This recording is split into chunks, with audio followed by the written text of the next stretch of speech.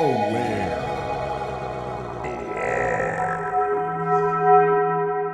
I say we just kick it right off then. How's that sound? Let's do it. All right. So maybe since we're just talking about where you're at in Florida there and being from Minnesota, Mhm. I'd love to just get a little bit of a background of sort of what brought you to this point, the Um, highlights. so what brought me to this point, I'm playing with this thing.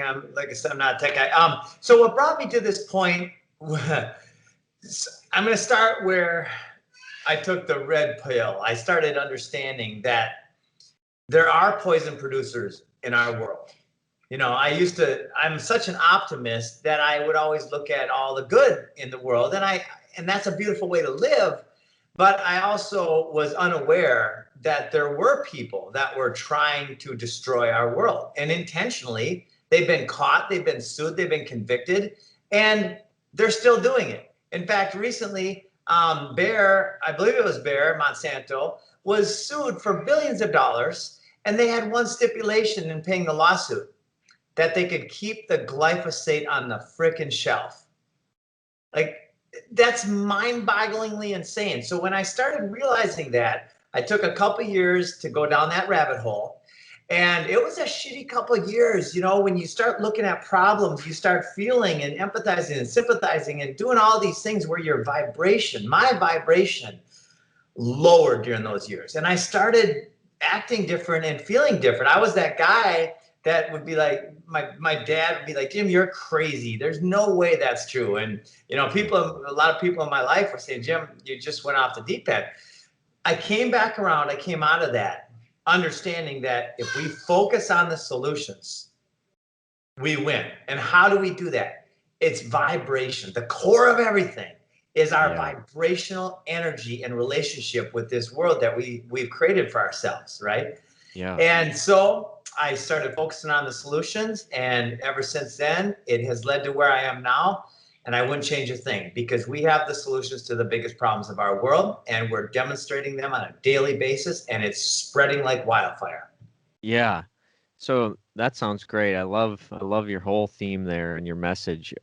So from a real, specific kind of approach, where, before you took your red pill, so to speak, what were you doing with your life? What was your career? What's your education been like? I mean, were you always into gardening or foraging or anything related to like acquiring your own food, or what was the past, the prior Jim like? I love it. I love it. So they call me Nature Boy growing up. I could not get enough of digging under rocks and catching salamanders. I mean, I had frogs. Sometimes I'd have frogs in my pocket. Like, I was one of those completely nerdy kids, right? That my only magazine subscription of my life was Ranger Rick. I had animals on my wall, right? My friends teased me, called me Nature Boy. But I loved every bit of what you could call it source or nature or God. All those things to me are the same thing. Yeah. It's a vibrational foundation to our universe, and I was attached to it. Then I traveled quite a bit. I wrote my goals, and this is kind of a relevant thing. I wrote my goals for the first time in my life when my coach, Dr. Gary Rushing, I was a wrestler, and he said to the whole team, write your goals. And it was Friday afternoon when we got this goal sheet. He said, by Monday, I want you to have these goals on my desk. And I was like, oh, God, more paperwork. I hated school. I'm farsighted, which is kind of a metaphor for how I see the world. I don't focus in on the micro details. I love focusing in on the big picture. It's part of my constitution. It's part of just who I am.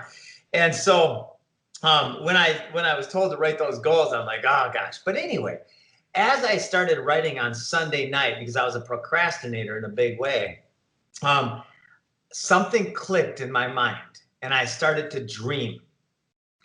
And I started to dream that I could be a good wrestler. Previous to that, I didn't even place in the state tournament as a senior before college. And in college, state champions, state placers, they're a dime a dozen. Most people were state placers in college. So I wrote my goals, and the person who showed up Monday morning for practice and the person who left Friday night were very different people. Because now I had an inspired vision of the future that pulled me. And I ended up being a 4-time All-American and national champ, was inducted in the National Hall of Fame. But the thing that I was most honored by was one of my teammates. His name is Doug James. When it came time to nominate the captain of the team, he raised his hand and nominated me. And I was a freshman in college. I was a redshirt freshman, so I was like 20 years old, but still, that was a big moment for me because I realized that I inspired people. And I had to live up to that as well. So all that combined, after college, I moved to Hawaii, lived there for 4 years, bartended, partied like nuts, and had a blast. But that got old, right? I was like 25 to 29, and then I got a backpack. And I moved to first to Bond, Australia. Well, I moved to Sydney, bought a car, started driving on the left side of the road, right near the big Coke sign in the middle of the town, which is not a good idea, my friends. And then I drove up the coast. I had a backpack. I didn't know where I was going to go. And I stopped in a bunch of towns. And I was still kind of ending the party stage of my life. And I found Surfer's Paradise, which is this party spot on the beach. I started at the backpackers, like youth hostels. And anyway, long story short, I ended up getting a job when nobody said I could. I bartended there, and I went every day to Bond University. And this was a big thing that I want to convey to people. There are experts in every field that you're passionate about. If you're passionate about a certain field, there's a book called Think and Grow Rich, written by Napoleon Hill.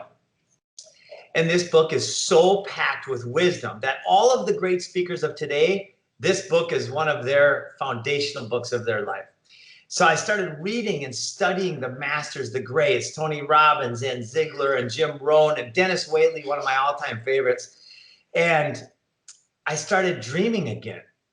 And I, again, wrote my goals. I wrote, I want to be retired in 3 years, right? It took me 3.5. I ended up, the universe has a magical way of aligning when you believe your own thoughts, right? And when you don't put barriers and blockages between what you can do and what you hope you can do, right? When you just believe and you have faith. And that's a foundational word too, is how it's a clue in this divine game of life. How do we win this game? We have to start with faith and courage. And I had all that. I don't know where I got it from, but I had it. And then, you know, I after selling the mortgage company, I lived on the ocean for a year, just bought a 42-foot motor yacht. I didn't know anything about yachting or boating, didn't know anything about the ocean or mechanics. I just started driving the boat. Wow. Almost crashed several times. And then I got very bored with that. And that's when I found Costa Rica. And while in Costa Rica, oh my gosh, 12 years there, I had so many lessons in life that I needed to learn to be where I'm sitting now. And that's why I learned about permaculture.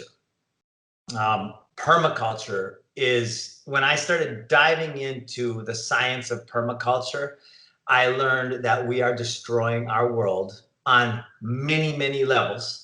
But here's the most important part.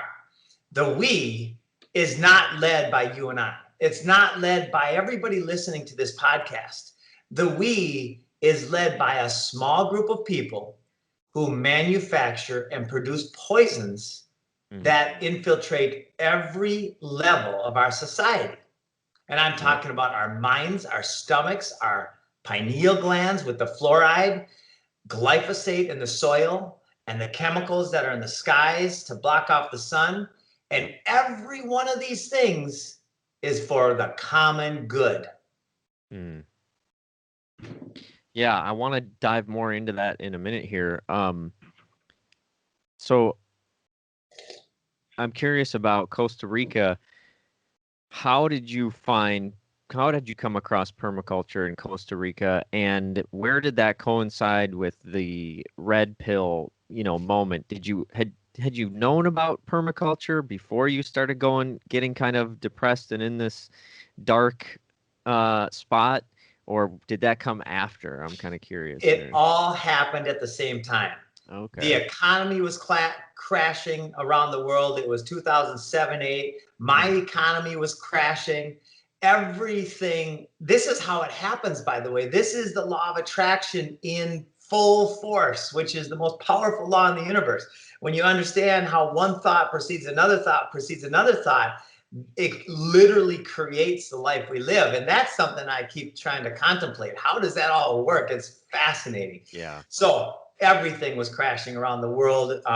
And I was having a tough relationship that was exploding. All these different things were happening in my life. And when I started studying that science, it became more clear as to what the solutions were. In fact, this was one of the most relevant moments, probably the most pivotal moment for my transition from red pill studying the problem to focusing on the solution. Oh, and this one gets me emotional, even talking about it. I read Bill Molson's quote. Though the problems of our world are increasingly complex, the solutions remain embarrassingly simple. And it just exploded for me. We have to start focusing on the solutions. We have to, instead of using violence and force, which is this propaganda, communism, socialism paradigm, this is the age of enlightenment, the age of Aquarius, the apocalypse, which means lifting the veil. This is the time for us to share regenerative. I got to turn my phone around. There we go. Regenerative paths forward through capitalism, which is the voluntary and peaceful exchange of value, you know? And so that's what I started focusing. And I thank God for Bill Molson. He won the Right Living Award, phenomenal human being. He passed a couple years back. But he really shined a light along with David Holmgren and Jeff Lawton and thousands more around the world. So how did you stumble upon the permaculture knowledge and start studying it? Did you know Good. somebody Yes, that? no criticism. I love it. So this guy, no, not this guy. These two women were local environmentalists. They weren't from Costa Rica. They're from here in the U.S., but they were very adamant environmentalists, and they were criticizing my work in Costa Rica because I was a developer. And they were basically very loudly saying that I was a horrible human being, that I was destroying the earth. And that hurt me. I was like, what are you talking about? I'm taking this cattle pasture and creating the first thing we built was a fruit tree nursery. So we could line all of the fairways of the golf course that I was building with fruit trees and have no poisons, no chemicals, and just turn it into an ecological paradise. Now, I still think that that's a relatively good idea compared to the cattle pasture that was there. In fact, I know it is. But I understood their point after a while. Now, my goal was to convince them to actually advocate for the development, and they said no way in hell. They beat the heck out of me. But the best place to get true advice is through your critics. Now, you have to take it with a grain of salt, and you have to use discernment to understand if it's really just meant to hurt, or if there's a bit of wisdom that is in that criticism. And that's what I love looking for. Where's the wisdom in the criticism? Yeah, I love that because I mean, it's so easy. It seems like so many people these days, and myself included at times, obviously, I think we all do this, but it's so easy to, when somebody does something that is annoying you or offends you, it's so easy to think that, oh, if they would just stop doing this, then everything would be okay. But it's like, that's the place where you need to look inside because it's annoying you or offending you because of something internally in you. It's not them. You nailed Um, it. so I love that. And I also love what you're saying about focusing on the solutions because, I've been going through this for a while where just, you know, it's so easy to focus on what you don't want to happen, but all you're doing is putting the energy into the thing that you don't like. Where if once you start to shift the energy towards something you actually do want, you can create an alternative. It's like the Buckminster Fuller quote of, you don't change, what is it? You don't change your reality by fighting against it. You change it by creating whatever it is, A new reality. a new one that makes the old one obsolete, basically. Yes, you nailed it. You nailed it. And Just like so Einstein's quote, which is the same basic premise, is you can't change reality by the same thinking that created it. You have to rise above it. exactly. We're butchering the quotes, but the meaning comes across. Right. And you know, I mean, it's definitely, I think, helpful to inform ourselves and kind of be willing to look at the darkness and to go down. I think that red pill experience you're talking about is happening to a lot of people right now, and it's a necessary part of the journey. So, you know, I think we need to give people their space and patience to go through that. But at the same time, it's like, you know, to show people that after you get through that, that's a temporary phase. And once you get through that, you know, I think we'll always check back in to see what's going on and see, you know, see some of the dark things we may have missed or whatever. But, you know, it's so much more useful to find, you know, a way to contribute to a new paradigm and a new reality versus just spending all our time trying to point out all the bad things that so and so are doing. So Very maybe, well said. but maybe before we get into your full on, you know, what you're doing now and how permaculture really took off for you and inspired you, maybe we could just go down that red pill rabbit hole just for a brief moment Yeah, I'm to fine. kind of, you know, you already mentioned some of it. I've been hearing so much stuff about glyphosate that I never knew over the past year or two. Zach Bush has been a great resource for that. And maybe you could just dive in a little bit to some of the stuff that you learned and some of the problems that we are facing. Okay, so I'm going to go all the way to the far edge of Let's do it. my understanding of this. Now, and first of all, I'm always willing, not only willing to be wrong, but I love when I realize the real eyes that I am wrong, because instantly it elevates me to a new level, a deeper level, a more holistic level of understanding of things. Mm. So I'm going to go all the way to the edge. We are God, we are spirit, and this is our game. This is the game of life. The Hindus call it Leela, the divine game. And there is life and there's live and the opposite of live, evil. There is sustainable and unsustainable. All unsustainable systems fail. And when you put this all in the same soup and mix it around, it's very obvious that there are entities out there that are focusing on. They have the vibrational reality of it's an unsustainable path, it's death. And then there are entities out there, you know, the human race, the nature, all this wonderful stuff. If we let it be, it thrives, right? And then if we actually design it, then we've got the Garden of Eden. In fact, there's clues everywhere. I love this clue of faith and courage, right? Because I think it was David Hawkins who wrote Power versus Force. Yep. Phenomenal book about understanding our vibrational reality from an emotional standpoint. The emotions that they're portraying on the news media, they want people to live in shame, in fear, and in rage, because those are unsustainable. And this is medically proven, right? When you live in fear, you die. It's the withdrawal of the spirit of God, of the self. So it's all one big, amazing game that goes together.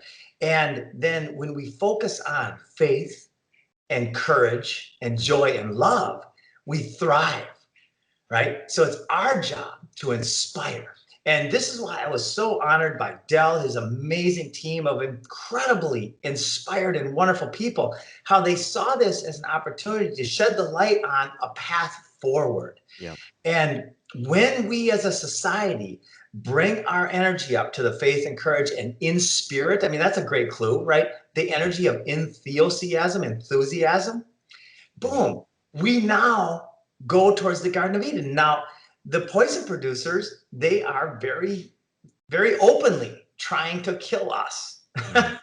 Like they say it. I mean, Bill Gates' dad was head of Planned Parenthood. You know, he volunteered to be on a board that killed 30 to 50 million, maybe more babies before they came into the world. Like, Yep. how do you volunteer to be on that board unless you have an agenda, a reason for doing so? Now, I can't speak to the difference between like a real evil or a psychopathic evil, like just Yeah. which prolonged destructive ignorance can be called evil. I mean, it's Sure. death, right? It destroys. So, however you call that, I'm still playing with the understanding of that. The truth, the fact is that these folks are trying to and succeeding at killing the spirit through fear and killing the soil through the use of poisons that came from the war. And these things were manufactured by war manufacturers, who, by the way, were all controlled by the same families throughout history. People nowadays were so arrogant at times. And again, this is part of the programming to believe that now we are beyond the Constitution. We are beyond the governmente controlling our minds. Govern means manager control, and mente is mind. We're not beyond that. We're just, everybody thinks they're beyond that. But I think it was Goethe who said the best kind of slave, or none are more hopelessly enslaved than those who falsely believe they are free. Wow. That's a heavy one. Yeah. I want to touch on a couple things there. One, I want to say for anybody who is feeling like, because people are so easily triggered by certain things and can tune out so easily. And I want to say for anybody who didn't already shut this off and might have been like, oh God, this is just too much. This is crazy. Just stick in there, because regardless of what you think about any of that stuff or any red pill stuff, like the solution is the same no matter what. No matter what you think the problem is, the solution that you're providing works for It works. basically It's been everything. demonstrated all And over the so world. another thing I want to say is I'm really I love what you're doing with these words and breaking down the words and the etymology of these little, phrases. Like where did you pick up on that sort of stuff? So in school, back in the day, they were like the SAT test, the PSAT test and stuff. I'm 51. And back in those days, I can't believe I passed any classes in English or literature and so on, because I wasn't inspired to read any of that stuff. I didn't know the reason. There was no why, right? Nobody Yeah. sold me on why I should read any of that.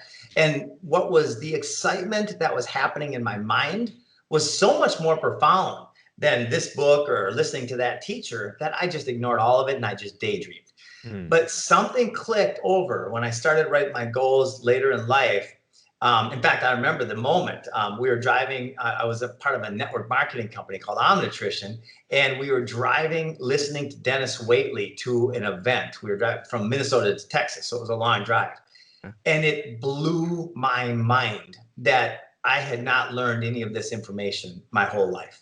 I was like, this is insane. This is the most important information. What kind of stuff is he talking about? Dennis Waitley wrote The Psychology of Winning back, I believe, in the 70s and 80s. And it's basically about how the mind works in human performance and what's possible and things that blow away our medical paradigm today. Mm-hmm.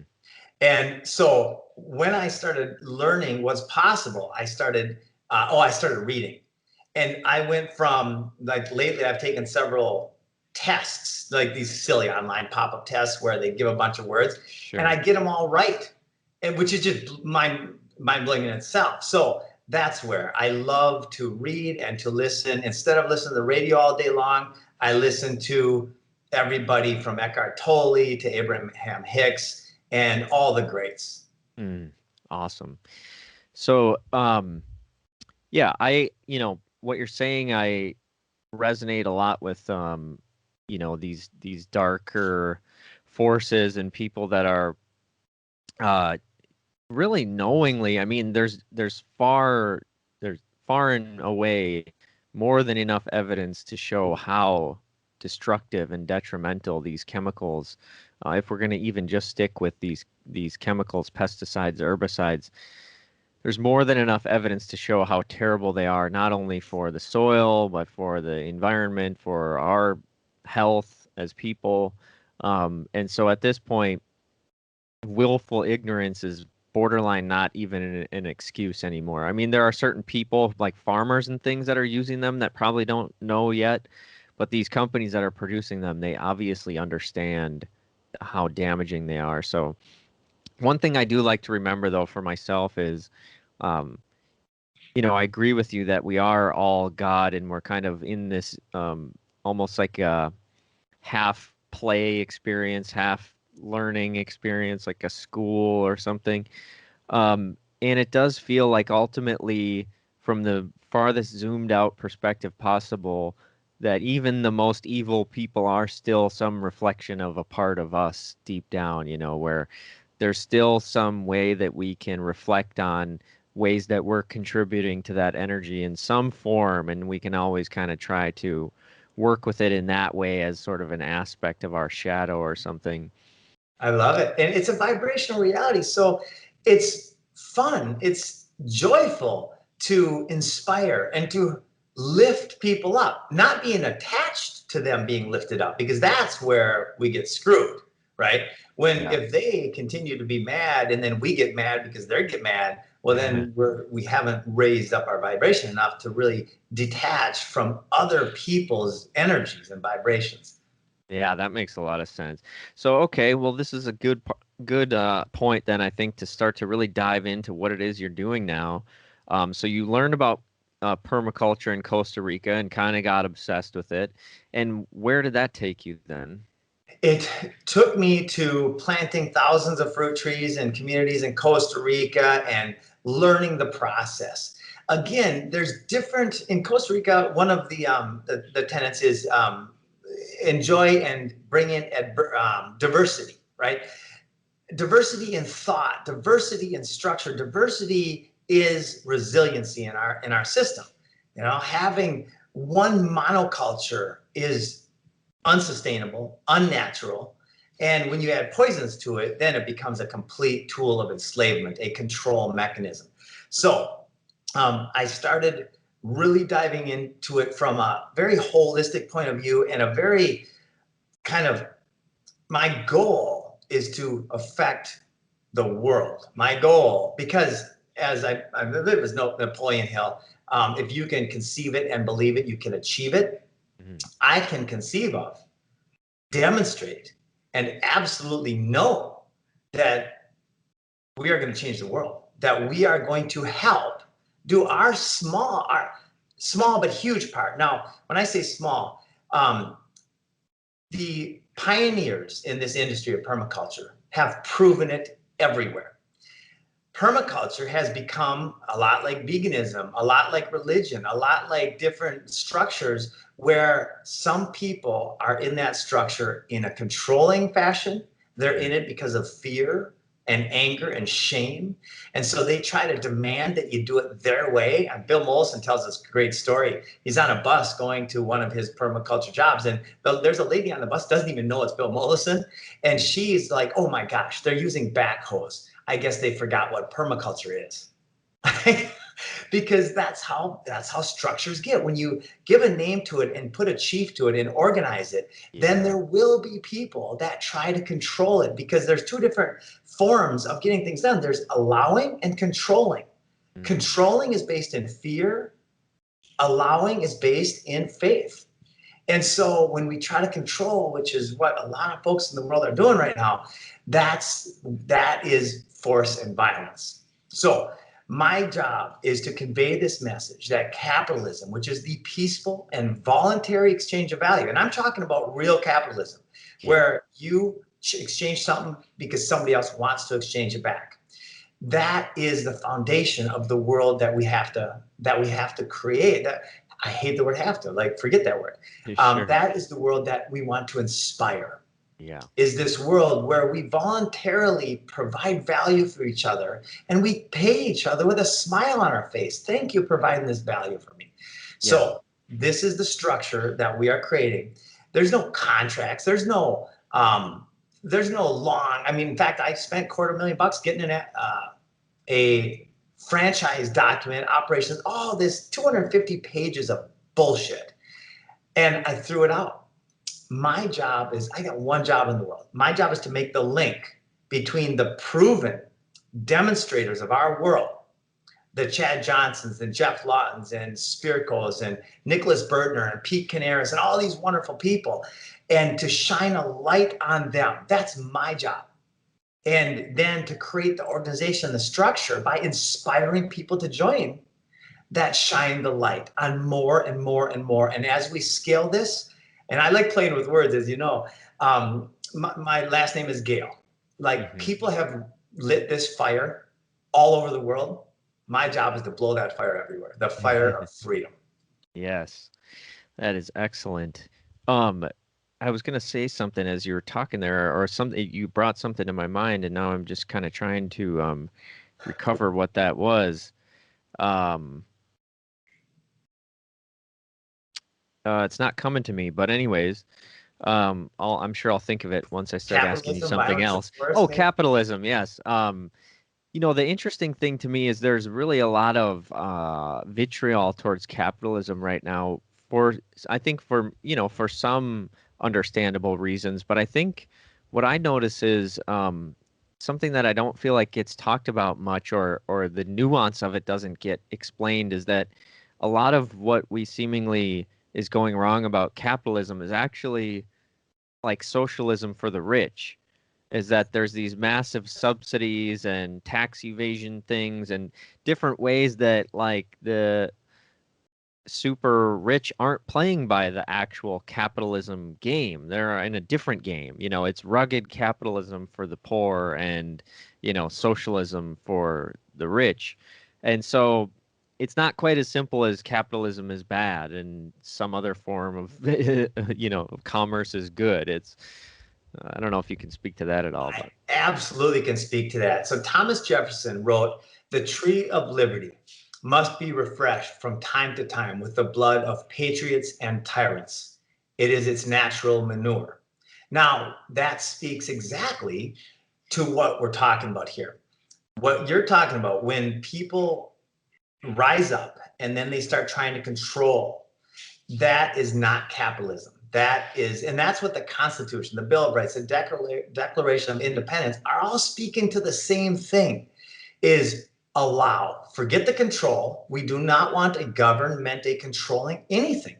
We want to allow the human spirit, the human ingenuity to thrive. And there's so many BS programmed ideas about capitalism. And that's why I speak to capitalism quite a bit. And that's why I'm so out there. I mean, I'm a regenerative entrepreneur. An entrepreneur, there's no level in my business. There's no level of violence and force. It's pure, willful, voluntary exchange of value on every level. If you don't want to do it, great. Hey, maybe I can inspire you to do it. If I get better at what I do, if I can demonstrate to you how it's going to benefit you, because there's no other perspective than the perspective of self. Everything we do is because we think we're going to feel better in the doing of it. Everything we have is because we think we're going to feel better in the having of it. So this is the energy of complete allowing and complete freedom that the Constitution is founded in. And let's take it to the next level. It's a vibrational thing. We got to raise our vibrations. And there's two things. It's what comes first, the chicken or the egg? Well, what comes first? The food forest, regenerative local agriculture, or a strong vibration? Well, it doesn't matter which one comes first. The other one will automatically follow. Yeah. Yeah. And it's, capitalism looks very different if the intention is different. Like what you're doing obviously has an intention to regenerate, to feed, to provide, to be in harmony with nature, all of these things. That's, if you're making a profit off of that to sustain your living and reinvest into your company in different avenues and all of these things, that's the outcome, in my estimation, is 100% different than, somebody who's got a chemical agriculture company that's providing, you know what I mean? I do. Profiting off of people to, rape the land, for lack of a better term, and really just destroy things. It's control grid number one, because now they're creating seeds that are bastards of nature that do not reproduce. And I hate to even use that term, because these seeds that do not reproduce a new seed is the most ridiculous thing. It's unsustainable to the max. It's death of that life chain. And it's a control mechanism that we have to expose the idiocracy of, and we have to do it differently. Yeah. So let's dive into exactly what permaculture is. What's the Yeah. whole, I mean, I'm familiar with it, and I'm hoping that a lot of people who listen to this have at least heard of it and understand a little bit, but for people who haven't, and for people who just want a deeper understanding, what's it all about? Permaculture is a regenerative agricultural design science.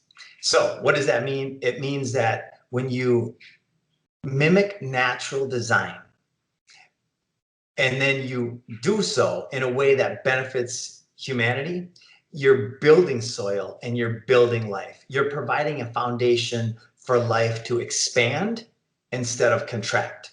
And by the way, this whole thing going on, this is simply a divine natural way. Like in other words, we would not be asking new questions if there was not contrast. Hmm. So the contrast that we're experiencing, the yin and the yang, the black and the white, these different things that people use to separate us, this is just ways for us to create friction, which is to create a little bit of heat, a little bit of energy, to ask new ideas and to expand our consciousness. And that's what this whole game is all about, is about expanding the vibration, the consciousness of what we truly are at the core. Yeah.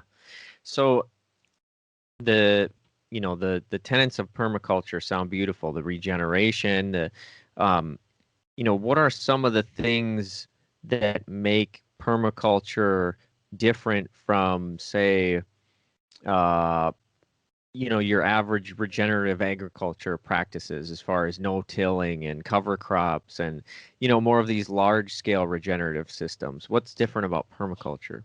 I wouldn't say different. I would say if it's a system that creates more energy than it takes to create and maintain for the Mm, system, if it's a system that's an energy net positive, then it fits in alignment with the idea of permaculture. And permaculture is a decentralized idea. And a mm, lot of the time, when people put a name to something and a structure to something, then they're trying to compete with it. mm, And permaculture is just a word, right? It's just a word that conveys this meaning of, are we going to live or die? Right? mhm. I Yeah, mean, that's at the end of the day, yeah, are we going to live or die? Are we going to choose regenerative, sustainable? And that word's been so corrupted. Eco, green, all these words have been corrupted and adopted by the poison producers. And then they say, this is the way to go. And then they get people to follow them, right? Down that path of death, of unsustainability, of fear. Well, the truth about it is, when you look at the tenets and the demonstrations of permaculture all over the world, it's really the next logical step. yeah. And it seems like, a big theme in, I love what you're saying because, I think I just love that idea of keeping it more general and being inclusive, keeping all of these ideas in one thing and not getting too divisive within the movement itself. Because now I see a lot of people criticizing regenerative agriculture because of this thing, or criticizing permaculture because of this thing. And it's like we're all on the same team here. Really, what it seems to be about is observing nature, working with nature, keeping things in harmony, making systems sustainable, and, Yeah. putting energy towards creating more biodiversity, more life, you know, just increasing all of that. So I love what you're saying. How did that work out for you as far as so you're doing all these fruit trees in Costa Rica, and then, where did you take that? How did you get into making this, like really what your life is all about, and kind of working with people to design their own systems and all of this? So a lot of contrast, right? A lot Mm, of pain, a lot of missteps, a lot of trying to go a certain direction based on an energy, because I was still kind of coming out of that energy of loss. I just lost $19 million that I oh, made wow. from scratch, right? And it's, I lost is the wrong word. I invested in my education a lot of money, and I wouldn't take back a penny of it, because that investment was what led me to the understanding. They say the dark night of the soul and all these things. that kind of experience really gets you to ask new questions and gets you to kind of wipe out the ego the way that negative people were saying, because we are ego, we are self, we are who we are, right? Yeah. I'm this Jim Gale avatar playing this role in this experience of life and connected to the bigger source. And I do want to jump in with one thing: is meditation was the key for me to transition from that experience of lack, of trying to control and hold on to what I was losing. And as soon as I just allowed and let it go and had faith, it's just magical what's happening now. Yeah. So where are you at now? I see your Food Forest Abundance shirt that you've got on. I'm gonna, I know we didn't even touch on that yet, but I plan on putting an intro in here so people know what you're about before they even dive into this. But now you've got this company where day in and day out you're helping people design permaculture systems for what, their backyards. I mean, Yes. what's So give me the we've got, details of what's an everyday experience like for you. thank you, Jacob. I love it. It's funny because I don't promote the company hardly at all. You can tell it's just not first thing on my first thing on my mind is inspiring people to have a new thought, to plant a seed, and to express that the Garden of Eden is planted within all of our psychologies for a reason, because that is winning the game, right? When we create that. So my company is Food Forest Abundance. It's foodforestabundance.com. And we are currently designing and installing food forests all over the world. We've got like 6 countries that are going forward with food forest designs. We got backyards, we've got schools, we got boys and girls clubs, we've got whole communities, HOAs, and a ton of people that want to not, and there's all different reasons, right? Because I wrote a list of the top 10 reasons to grow food. They're all phenomenal. Like any one of them is good enough. Some people are into preparedness. Some people are aware that the food supply chain is being systematically, intentionally dismantled around the world. And some people are really more into this idea of growing a food forest so they can inspire others to grow a food forest. And those are the ideas that I plant when I talk to everybody. I'm like, okay, so nobody is going to be safe if they're the only food forest in town and everybody else is starving, right? Yeah. Unless you've got an army, which still, that's not safe. That's not. So one of the things I like to inspire is share this idea with your neighbors. And it does not, you can do it yourself if you want to. If you want to start with a little guild, one fruit tree, and a guild of, which is a community of plants that support each other, we can show you how to do that. You can look online on YouTube and learn how to do that. So my job is just to inspire the first step. And the first step for us is design. Design is job one.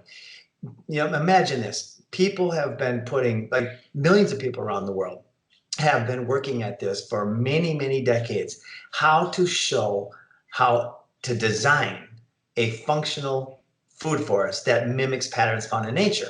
What plants go together, why they go together. Now, most of the customers I talk to, they don't want to learn anything about the scientific names of plants or any of those nitrogen fixtures, beneficial. They don't want to learn that stuff. In fact, when you start talking about that and expressing that here's something you have to learn, they're done. That's the end of it. They're like, Sure. Yeah. I'm too busy. I understand that. I am too. That's why we do the design. We can start by designing your food forest for you. It's like a blueprint. And I'll send you some of these so you can even post them if you want.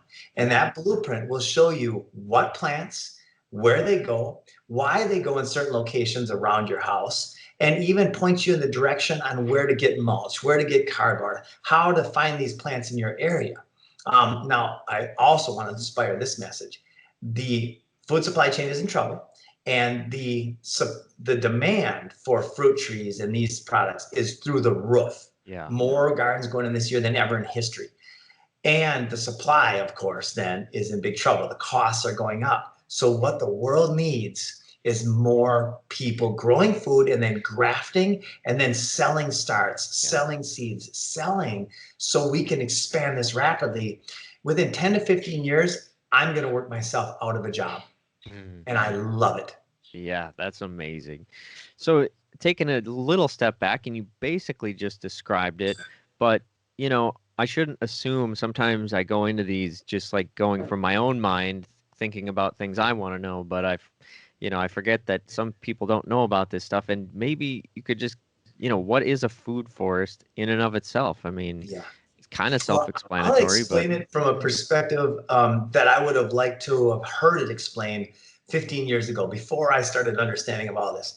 A food forest is a jungle strategically placed and designed according to your wishes and your goals and your vision that can look better than your current landscape by far. It can have colors, more birds, more butterflies, and you can walk outside and you've got food. If you're in Minnesota, it's maybe 3-4 months a year where you've got so much food that my buddy Perry in Minnesota, he said, Jim, I only went to the grocery store 4 times this whole summer for like the last 5 months.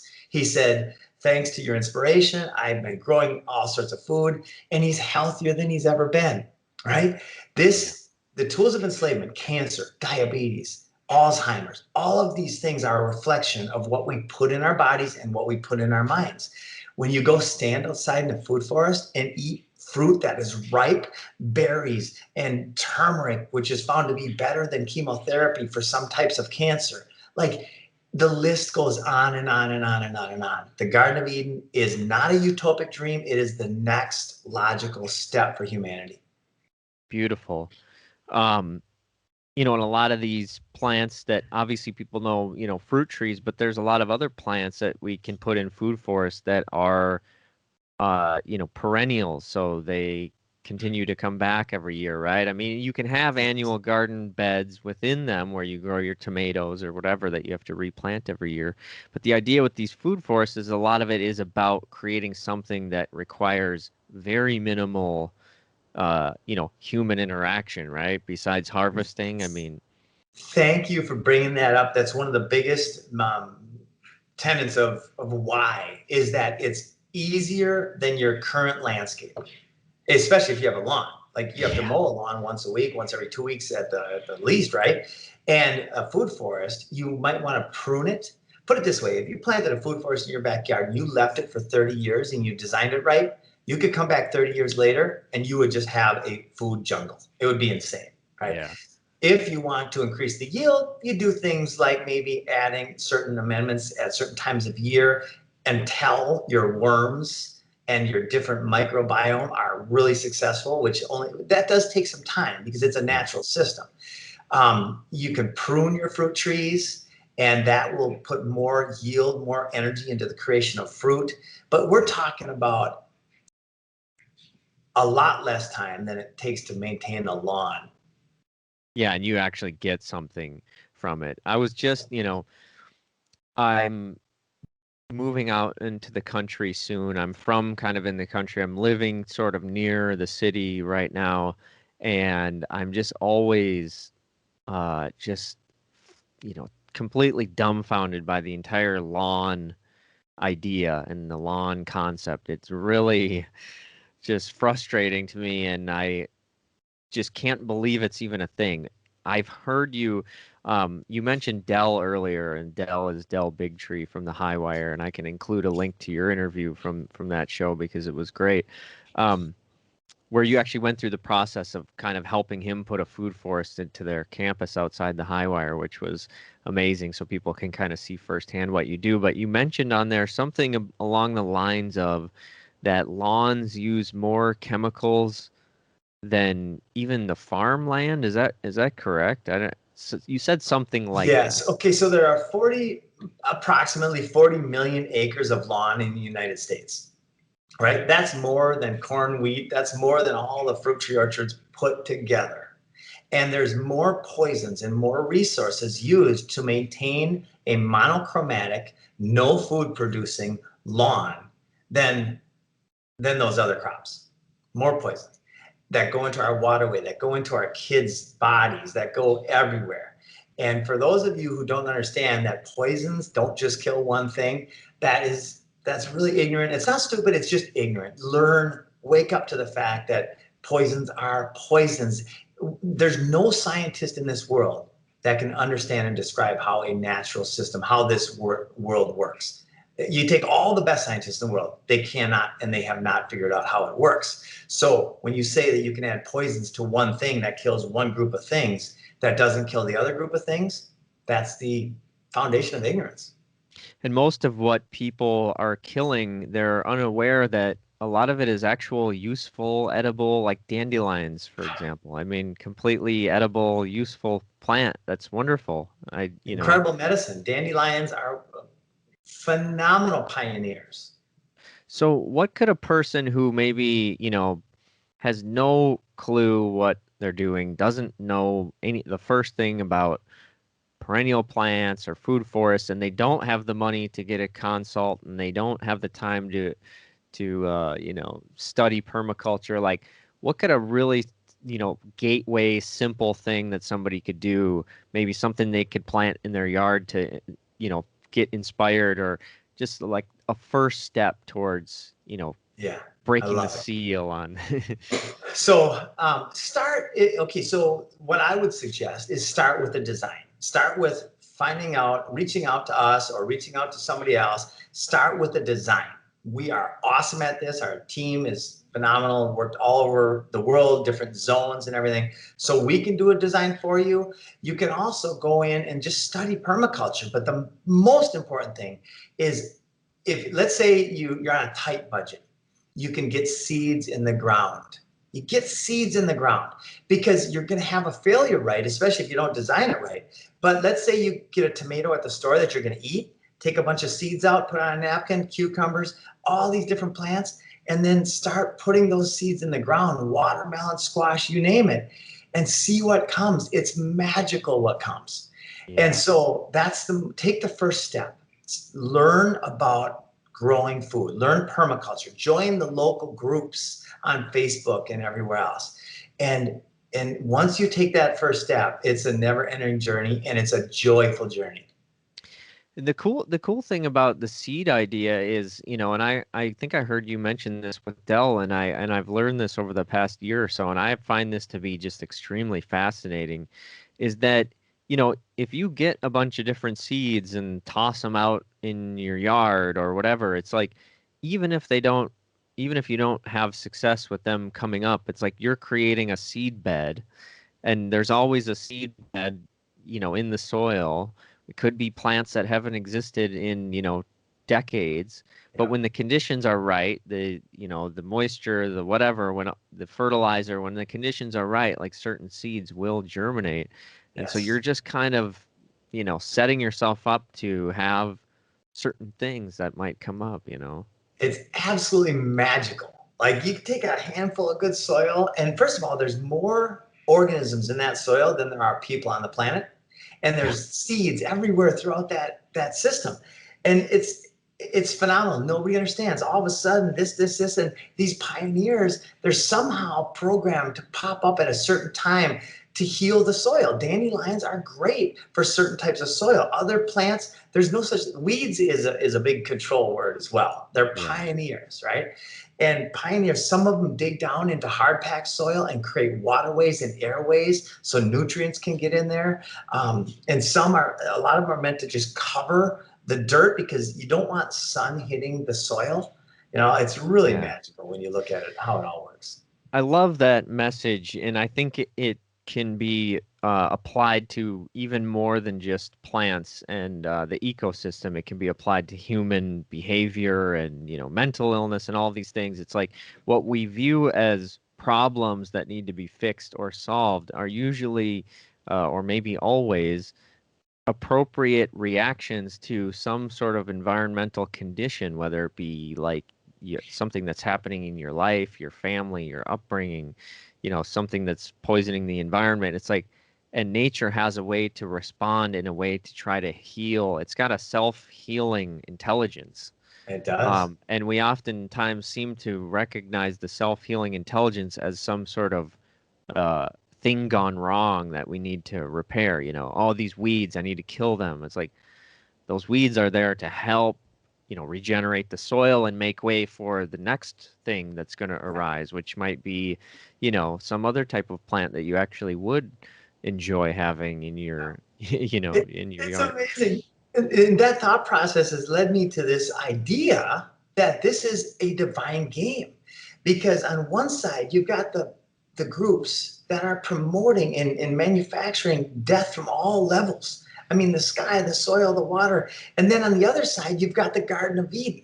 It's like we're in a big game of Mario, and that's the prize. It's just crazy. And it also, by the way, that thought process helps me. I know for sure that we're spirit, so I'm not afraid of death at all. There's no such thing as death. There's just leaving the avatar and maybe getting a new one. Who knows how that works? But that helps me to navigate sometimes, because I do watch some videos once in a while about the hardcore shit that's going on. Yeah. And I'm like, okay, that's interesting. I'm going to focus over here. Yeah. Yeah. So how, how realistic is it for people to be able to grow? I mean, you mentioned your friend that said he only went to the grocery store a few times over the summer.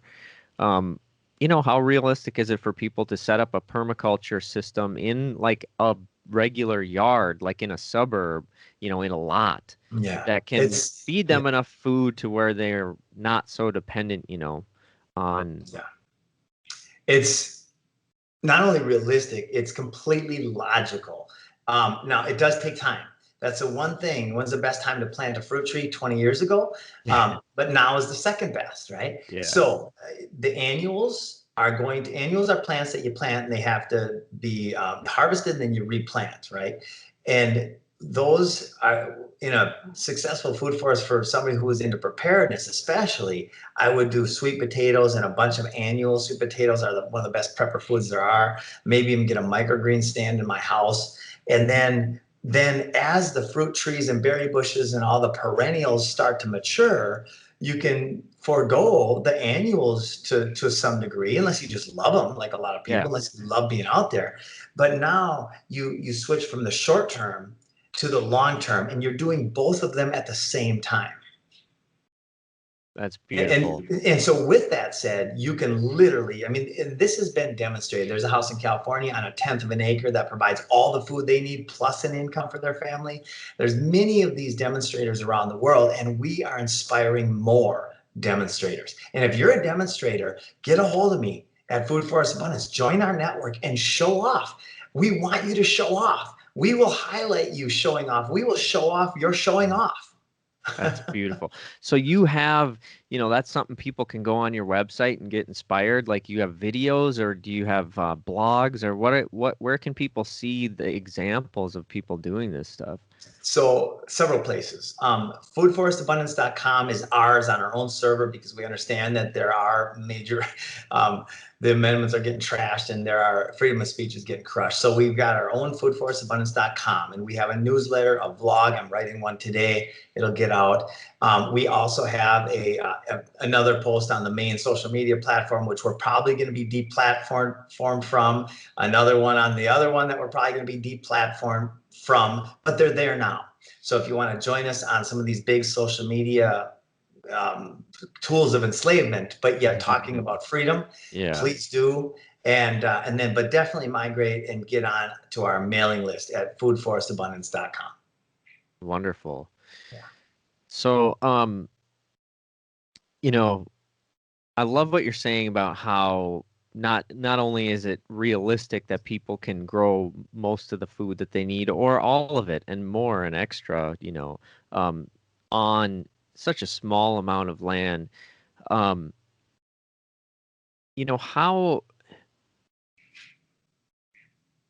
what am I trying to say here? Like, you said it takes time.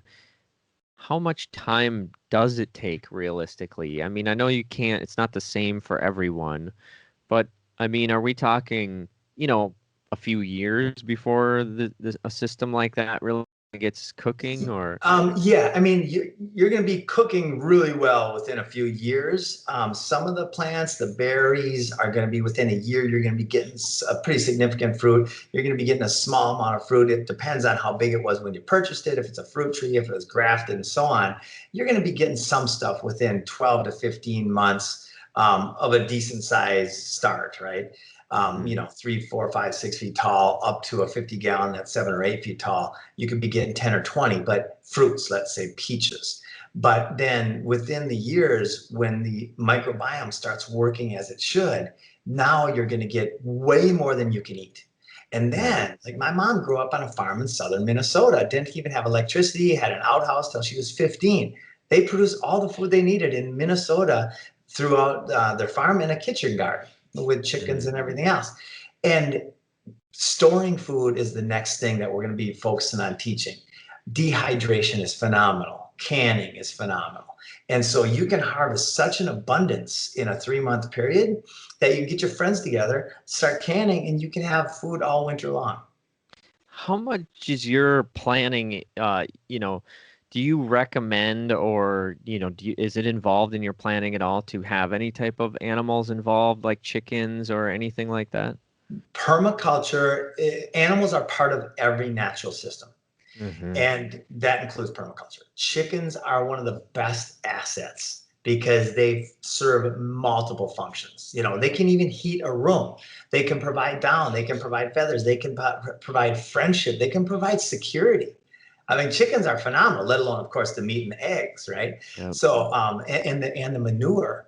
Chickens can debug your food forest. They'll go in and pick up all the unwanted pests, right? They'll also Yeah. shred your lettuce if you have it. So you Yeah. just have to know. That's why design is so important. You know, you don't Yeah. want 50 chickens in a 50-foot area for more than a couple hours. They'll just destroy it. Yeah. So, you know, they'll pick the lowest hanging fruit, which for them are going to be the bugs and some of the stuff. So yes, animals are a big part of the system. Joel Salatin is a phenomenal human being at showing how meat production can be done very ecologically and regeneratively, you know, using cattle and chickens and kind of this rotating system. Definitely.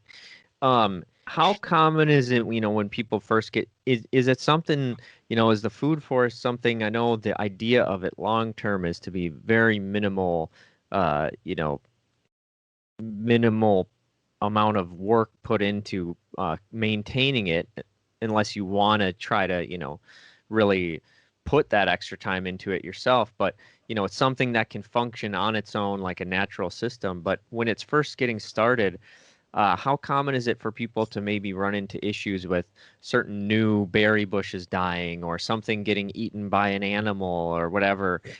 Is there a little more maintenance energy to in the first, couple of years to kind of make sure everything gets established well, or what's that look Absolutely. like? I'll give you an example. At Galls Landing, where we're doing this completely off-grid community, when we first put in a bunch of different food forest, the first couple months it was very dry. So we would go there twice a week. We would make sure that the root balls had water because these root balls come out of pots and they're, you know, all their roots are going in a circle, right? You put that down with some good soil, you put a good mulch on top, but you have to make sure if it's dry that they get water. That's the number one reason things fail. The second reason is there's no ground cover. You know, well, the second reason is probably you don't have good soil, and then the third reason is there's no ground Sure. cover. So when you add just those three things, a lot of people go to the store, they'll get 2 or 3 fruit trees, they'll put them in the ground, and that's it, and they'll produce very poorly. When Yeah. you add just a few simple elements, you can radically increase the yield and the success rate. So when they're young is the most critical time to just make sure you observe them. Look at the leaves. The fruit trees, when you start looking at them for a few days in a row, you'll actually have an understanding of what the tree is going through. If the tree looks vibrant, it's vibrant. If the tree's leaves are all down, you need to get that root ball some water like now. And that's it. So how important, even, let's say a person who's got, even like I've got, a couple friends who maybe have a couple apple trees in their yard right now, and they don't do anything with them. They don't give them any special attention, and they produce a decent amount of apples. How important is it, or how much can it just really, change not only the amount that you get, but the quality of the food, to do things like mulch around the apple tree, companion plant certain herbs and things that they like. How I you said some people tune out when they hear certain like Yeah. nerdy plant things. I find it just endlessly fascinating. Yeah. And I've kind of looked into a little bit of that. How much can that help people really take their fruit trees and their things to the next level? Yeah, that's what I was referring to earlier when people just throw them in the ground. It's the difference between sometimes life and death of the tree or just hanging on and thriving. Mhm. Right? When you plant it right and you give the tree what it needs to produce, because like pests don't, they're not as apt to destroy or eat a tree that's healthy. Trees have their own immune system, their own strength. In fact, a lot of the plants out in the garden, when an insect is eating those leaves of the plant will let out a pheromone. It's like a color signal that we can't see, but the wasp that's flying around there looks down in the garden and sees a certain signal, then the wasp knows where to go get its prey. So your wasp and your spider and your lizard become your best friends in a garden. Yeah. So the idea with all of this stuff, again, is not about trying to take away the bad thing. It's try to keep to increase the abundance, the health, the diversity to the point where the system can self-correct and it can maintain itself, and it has the resources to you know uh, have its own solutions be able to function properly. Yeah, absolutely. It's diversity. It's a natural system. It's mimicking a natural system. It's absolutely beautiful. And I just had this amazing realization. Huh. What's that? Well, See I if don't you know if can I can share it. convey it real well, but I'm going to share it. So, Sure. I'm not a religious person at all. Religion has historically been a tool of enslavement, and there are so many programs that come through religion that I don't necessarily know if I understand which one's a program in my own mind and which one's the truth, right? Because the half Right. truth is what these wicked bastards focus on Yeah. in order to push us a certain direction, right? But this idea, this we are a step above the animals, the apes, and everything. We have a different level of consciousness, significantly different than any other creature on this planet. Our job is to be stewards of this earth and to see how it's meant to be, whether you call that source or God, because that word conveys so much different meaning for every individual. But whatever it is that helped create this, we are the stewards of this. And how do we move forward? Simply by using the tools that have been given to us and observing and then adapting to that and designing the Garden of Eden for humanity. Yeah, you know, it's like we can essentially, it seems like we can act as an amplification tool, or we just sort of Good. do as humans. Yes. We are amplifiers, I'm going to use that. and so it's like we can amplify the natural system that's already there. We can act as a way. I learned something recently that I don't know how they know this or how sure they are, but I would love to know if you've heard of this because it really just blew my mind, and it seems like something that you would find interesting. Is I Sorry, No, this it's okay. I don't know what's going on. It won't quit ringing. It's It's okay. weird. It's going through a different. No I'm worries. gonna. Okay. I don't know why it's doing that. There, it's done. Well, shit. Anyway, go No ahead. worries. I'll just keep Okay. talking.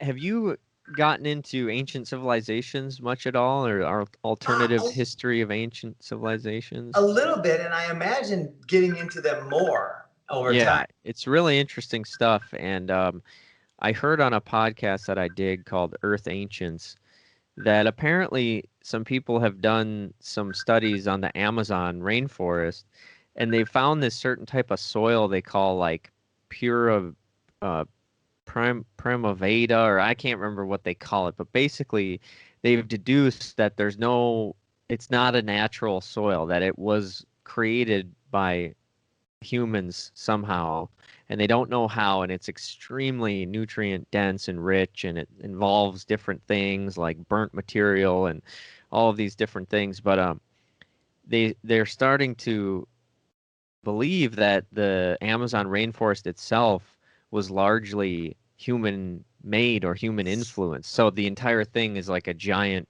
food forest, and that I, seems like right up your alley. it's exactly. I read the article. Yes, I read that article. It's amazing, and it makes complete sense. I mean, there was all these cultures and communities living there, and they were connected. And somehow they got to a point. Now they all disappeared, right? I don't know how that all works, but yes, the Amazon rainforest, the most healthy, successful rainforest in the world, according to some, is a designed human settlement with the humans now are not there, but that's what can happen, right? It's amazing. Maybe they're Absolutely. vibrationed out of our perception. I don't know. Yeah, that could be. I love that stuff. It's infinitely fascinating, the ancient civilizations and what kind of stuff they were into. But Jim, I really love this conversation and everything that you're doing. And I appreciate you taking the time to talk with me today. Is there any other stuff that, we didn't touch on that you really wanted to talk about, or that you wanted Yeah. to get across to people? Yeah, I guess a couple real quick things. One is we are looking for people to join this idea, this inspired idea. If you're anybody that wants to shine a light on it, if you want to be an installer, if you want to be a grower, if you want to be a designer of food forests for people, if you want to participate, if you're a teacher and you want to teach the kids, if you are at all inspired, then join us at foodforestabundance.com and let us know how you can join this idea or how we can join your idea. Like if you have an idea that you know is valuable to the world, we'll join your idea. I mean, that's the thing. We work together and we change the world in no time. There's one thing more powerful than all of the armies of the world, and that is an idea whose time has come. That was, I think, Victor Hugo who said that. How relevant is that? How are the armies of the world doing? We need something more powerful. And it's not violence and force. It's not control and fear. It's inspired ideas moving forward. And how inspiring would it be for somebody to see their neighbor have a lush garden of food, that's just permanently coming back every year, and to see that, I mean, I just have to imagine people, even the most, you know, hardcore yard enthusiast that's weed killing and having this perfectly manicured lawn would start to raise their eyebrows, and think, what are they doing over there? Like, this is interesting. And at Yeah. least get curious. Yes, they feel drawn to it. I mean, you cannot not look at a butterfly or a cardinal, right? I mean, if you Yeah. see, you got to look at that. Here's another thing that helps convey the message. You take a lawn, and you've got lawn that's that thick, and then underneath that you have, relatively speaking, compared to a jungle. If you take the same square meter or square mile, whatever area that you choose, there's this much life, which is a biological desert, or there's a couple 100 feet of life, both down on the surface and above. So the lawn is the ultimate tool of enslavement. It's the foundation of the pain and suffering of our world. And when we change the lawn, we reverse mass extinction, deforestation, cancer, diabetes, heart disease, all of the negatives when we start taking responsibility and growing food regeneratively. That's such a powerful statement. Um, I'm wondering if you've got a couple more minutes here. Yeah. I would love if you could just kind of like unpack what you just said a little bit about, what does the lawn symbolize? Why to you is that such a such a foundational symbol of what is the problem with our Yeah. civilization right now? It's everything that is destructive about this word pride, right? I'm very proud of some of the things I've done in life that were beneficial, and I love that. It feels good. But sometimes when you feel pride is in a way where you're disconnected, well, that's the lawn came from these rich people in Europe. And by the way, I shouldn't say rich people because I don't want to condemn anybody that provides value in such a way that they earn a great living Yeah. is my hero. I like learning from those people. But I'm talking about the slave masters of our time. They would stop their slaves from growing food. They would control the food supply. In fact, Henry Kissinger said, if you want to control nations, control oil. If you want to control people, control food. And so they would have slaves on their hands and knees cutting their lawn as a symbol of their power, right? That is just wicked. It's destructive. It's just a wicked way to think. And so the resource of the lawn, the 40 million acres, that is the lowest hanging fruit. That's all we need to do. We don't need to do anything else. If that's all we do, we completely change the world. We don't need Beyond Meat, or we don't need giant, acres and millions of acres of soy, GMO corn. To this whole idea about feeding the world that requires these massive, corporate, industrial, chemical ag. It's just completely unnecessary.